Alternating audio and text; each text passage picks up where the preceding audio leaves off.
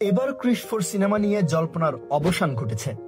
মুভিটির নির্মাতা রাকেশ রোশন জানিয়েছেন 2027 সালে ছবিটি মুক্তি পাওয়ার সম্ভাবনা রয়েছে, যেখানে ঋত্বিক রোশন এবার সিনেমার মূল চরিত্রে অভিনয়ের পাশাপাশি পরিচালনার দায়িত্বও নিচ্ছেন বলে জানা গেছে। ঋত্বিক রোশনের বহুল প্রতীক্ষিত সুপারহিরো ছবি ক্রিস 4 এর ভবিষ্যৎ নিয়ে ভক্তদের মধ্যে দীর্ঘদিন ধরে চলছিল নানা জল্পনা।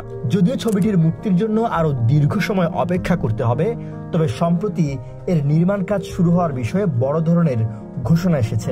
2024 সালে এক সাক্ষাৎকারে ঋত্বিক রোশন নিজেই ছবিটি নির্মাণের বিলম্বের কথা স্বীকার করেছিলেন। তিনি বলেছিলেন, ক্রিস 4 একটি কঠিন ছবি, এর ব্যবসায়িক ও অর্থনৈতিক দিকগুলো ভালোভাবে দেখতে হবে এবং অবশ্যই চিত্রনাট্যের গভীরতা নিয়েও কাজ করতে হবে।